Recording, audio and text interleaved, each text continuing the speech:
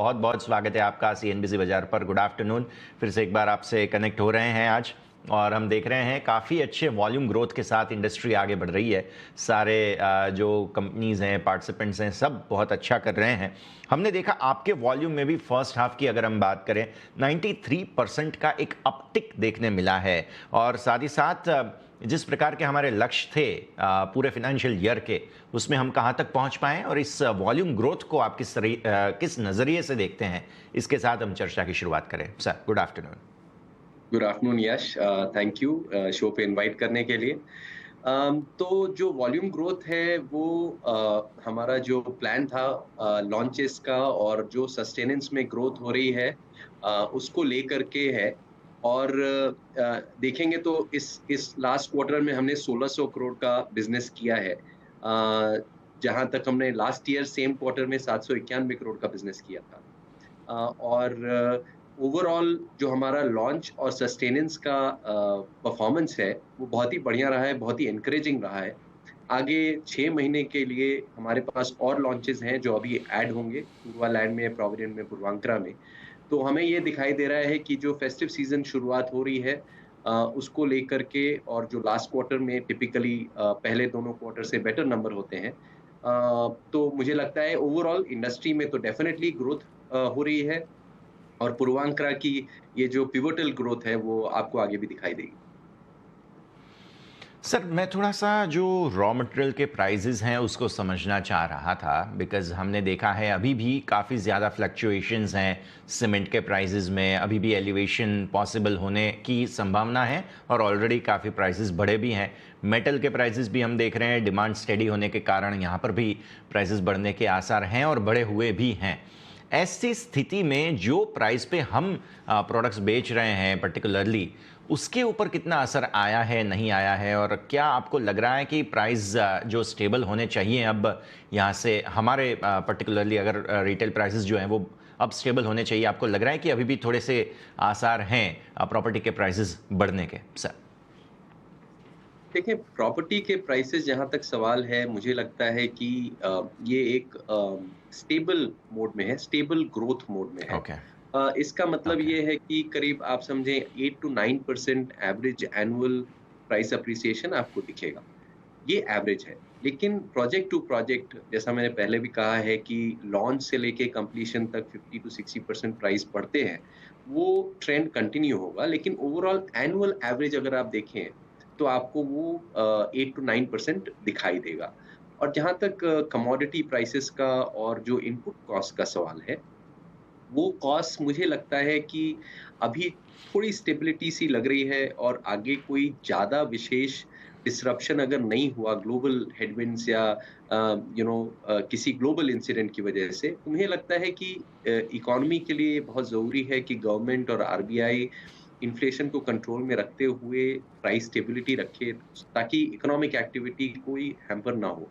तो मुझे लगता है कि जैसे इंटरेस्ट रेट भी हो गया, वो आरबीआई ने नहीं बढ़ाया, राइट? सो कई दूसरे मेजर्स हैं जो गवर्नमेंट और आरबीआई लेगी पॉसिबली टू कर्टेल करने के लिए इन्फ्लेशन। तो जैसे-जैसे आगे बढ़ेंगे, मुझे लगता है कि ये इकोनॉमिक ग्रोथ के लिए इम्पोर्टेंट है कि स्टेबिलिटी रहे। सो आई एम एक्सपेक्टिंग कि अब ये प्राइस भी स्टेबल रहेगा और हम जो normal stable growth rate mode में होते हैं, वो हो। इन सब के बीच में मैं आपके रियलाइजेशंस देख रहा हूँ, ईयर ऑन ईयर काफ़ी अच्छा ग्रोथ यहाँ पर देखने मिल रहा है, और जैसे आपने बताया कि एक स्टेडी अपवर्ड ट्रेंड में जो प्राइसेस हैं वो हैं। ऐसी स्थिति में हमारे रियलाइजेशंस भी काफ़ी हेल्दी जा रहे हैं। इनके बारे में बताइए, कैसे हम मैनेज कर रहे हैं इन सब चीज़ों को? जी, देखें, जैसा मैंने कहा जी। प्राइसेज़ इन्वेंटरी और प्रोजेक्ट और माइक्रो मार्केट के बेसिस पे होता है। जी। हम अलग-अलग प्रोजेक्ट को अलग-अलग नज़रिए से देखते हैं। डिमांड सप्लाई क्या है मार्केट में, हमारे प्रोडक्ट का ट्रैक्शन क्या है, कितनी अवेलेबल इन्वेंटरी है, और उसके बेसिस पे उसकी प्राइसिंग कॉम्पिटिशन के साथ मैप करते हुए रखते हैं। Puravankara as a brand group हम प्रीमियम कमांड करते हैं मार्केट में। तो वो हमारे ध्यान में रहता है, क्योंकि हमारा जो प्रोडक्ट में इन्वेस्टमेंट है, क्वालिटी में जो इन्वेस्टमेंट है, जो हमारे प्रोसेसेस हैं, वो बड़े रोबस्ट हैं।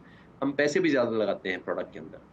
तो उसको ध्यान में रखते हुए हम प्राइस को मैनेज करते हैं, और ये मार्केट टू मार्केट और लोकेशन पे डिपेंड करता है कि कितना प्राइस किस प्रोजेक्ट में एप्रिशिएट हो रहा है। ठीक है सर, थोड़ा-सा ब्रेकअप मैं समझना चाहूँगा। लेटली हमने देखा है लोगों को प्रीमियम प्रोडक्ट्स खरीदने में ज़्यादा फ़ोकस है। क्या अफ़ोर्डेबल में थोड़ा-सा कमी आई है डिमांड में, या क्या कैसे देख रहे हैं इसका? थोड़ा-सा हमें समझा सकें तो प्रीमियम प्रोडक्ट्स और अफ़ोर्डेबल प्रोडक्ट्स के बीच में। जी देखिए, मैं अफ़ोर्डेबल प्रोजेक्ट कैसे डिफ़ाइन करते हैं वो बड़ा इम्पोर्टेंट है। Right luxury sir. मैं डिफ़ाइन करता हूँ लग्ज़री 1 सवा करोड़ के ऊपर का प्रोडक्ट लग्ज़री में आ गया। सुपर लग्ज़री हुँ, तो दूसरा ही कैटेगरी है और आप हुँ, समझ लें 50 लाख से लेकर के 1 करोड़ के बीच में मिड सेगमेंट आ गया और ये 40-50 लाख के नीचे वाला अफ़ोर्डेबल सेगमेंट में आ गया। ये जो 40-50 लाख के नीचे वाला प्रोडक्ट है, इसकी डिमांड डेफ़िनिटली है, लेकिन सप्लाई की बड़ी तकलीफ़ है क्योंकि ये प्रोडक्ट बनाना बड़ा मुश्किल है अनलेस क्योंकि इसमें कोई मार्जिन नहीं है। कमर्शियली वायबल होना बड़ा डिफ़िकल्ट होता है। तो इसमें गवर्नमेंट इंसेंटिव और गवर्नमेंट इंटरवेंशन की ज़रूरत है अगर प्राइवेट प्लेयर्स को, डेवलपर्स को इस काम को बढ़ाना है। और जहाँ तक 50 लाख से लेकर के 1 करोड़, सवा करोड़ की कैटेगरी है, वो जो मिड सेगमेंट हम कहते हैं, मास हाउसिंग सेगमेंट जो हम कहते हैं, उसमें ट्रैक्शन बहुत है और उसमें डिमांड भी बहुत है और वॉल्यूम्स भी बहुत है। और जहाँ तक लग्ज़री का सवाल है, डेफ़िनिटली है कि वहाँ पे डिमांड अच्छी है और सेल्स बहुत अच्छी हो रही है अक्रॉस द कंट्री। और तीसरा एक कैटेगरी जो हम जो नॉर्मली नहीं बात करते हैं, वो है पूर्वा लैंड, प्लॉटेड डेवलपमेंट। तो वो अब हम पूर्वा हुँ। लैंड पे अगर हम बात करें जनरली प्लॉटेड डेवलपमेंट में भी काफ़ी अच्छा अब्ज़ॉर्प्शन है, लोग इन्वेस्ट कर रहे हैं क्योंकि उन लोग को लॉन्ग टर्म के लिए घर बनाने के लिए ये कन्वीनिएंट ऑप्शन होता है। ये आप चेन्नई मार्केट की बात कर रहे हैं, किस प्रकार के डिमांड की सिचुएशन यहाँ पर है? ये हमें प्लॉटेड जो डेवलपमेंट होता है उसके ऊपर थोड़ा-सा समझाइए सर। जी आप देखें अलग-अलग मार्केट में अगेन प्लॉटेड बड़ा डिफरेंट तरीके से बिहेव ओके। करता है बिकॉज़ जो हुँ, न्यूएंस है जो कस्टमर है अलग जी। रीजन्स में वो डिसाइड करता है कि उसको वहाँ पे लेना है प्लॉटेड डेवलपमेंट या नहीं। जहाँ तक चेन्नई का हुँ, सवाल है फॉर एग्ज़ाम्पल हमारा जो लास्ट लॉन्च हुआ था बहुत ही सक्सेसफुल लॉन्च हुआ था। एक एक करीब 1 साल पहले हुआ था, एक पिछले पिछले फर्स्ट क्वार्टर में हुआ था। दोनों ही हुँ, प्रोजेक्ट ने अच्छा परफ़ॉर्म किया है और हम अभी एक तीसरा प्रोजेक्ट लाने वाले हैं इस क्वार्टर में चेन्नई में। वो भी अच्छा ट्रैक्शन देगा, हमें ये एक्सपेक्टेशन है क्योंकि उस मार्केट में डिमांड है और ये एक अफ़ोर्डेबल कैटेगरी में है, एक एकदम रीचेबल कैटेगरी में है जहाँ पे कोई भी आदमी आकर के खरीद सकता है और लोकेशन बहुत अच्छी है, इंफ्रास्ट्रक्चर जो प्लान है हुँ। उस एरिया का काफ़ी अच्छा है। Definitely sir. इसके अलावा लैंड प्राइसेज़ के बारे में मैं समझना चाहूँगा, क्योंकि जिस तरह से डिमांड बढ़ रहे हैं, किस प्रकार से ये प्राइसेज़ जो है वो बढ़ते जा रहे हैं, इसके बारे में हमें थोड़ा-सा समझा सकें तो सर आप? जी देखें लैंड प्राइसेस डेफ़िनेटली एप्रिशिएट हुए हैं, इंक्रीज़ हुए हैं हुँ, और आज हम पूरी कोशिश कर रहे हैं कि जैसे-जैसे हम अपना स्टॉक सेल कर रहे हैं, उस उतना ही वैल्यू या उससे ज़्यादा वैल्यू हम उसमें रिप्लेस कर सकें।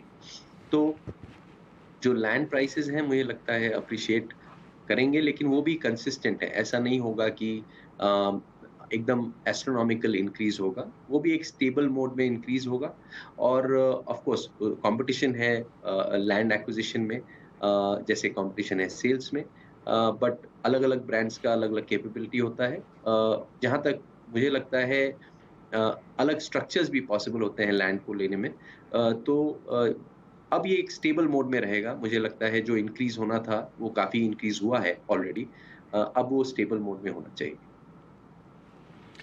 ठीक है सर। आखिरी सवाल मेरा रहेगा डेट पे, कैसे आप इसको फ़ोकस कर रहे हैं आगे? कोई पैसे और बढ़ाने की कोई योजना है आपकी या नहीं? जी देखें, डेट जो है हमारा एक स्टेबल मोड में है हुँ, और ऑटो मोड में है। अगर आप उसका ब्रेकअप देखें ओके। तो अ, ज़्यादातर जो सीएफ है वो ऑटोमैटिकली रीपे होगा जैसे-जैसे प्रोग्रेस होगा प्रोजेक्ट। अ, तो उसमें कोई हमें चैलेंज नज़र नहीं आ रहा है।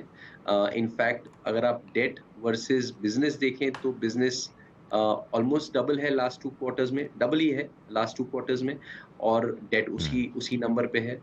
और एरिया पर स्क्वायर फुट पे अगर आप डेट देखें जो हमारा एरिया अंडर डेवलपमेंट है तो वो आधा हो चुका है। तो ओवरऑल हमें लगता है डेट बहुत ही कंफर्टेबल पोज़ीशन में है, एक नेचुरल कोर्स में ये रीपे होएगा, अपने आप सर्विस हो रहा है, देयर इज़ नो प्रॉब्लम। और आगे जो हम कैपिटल रेज़ करेंगे फॉर न्यू एक्विज़िशन वो हम इक्विटी स्ट्रक्चर में रेज़ करेंगे।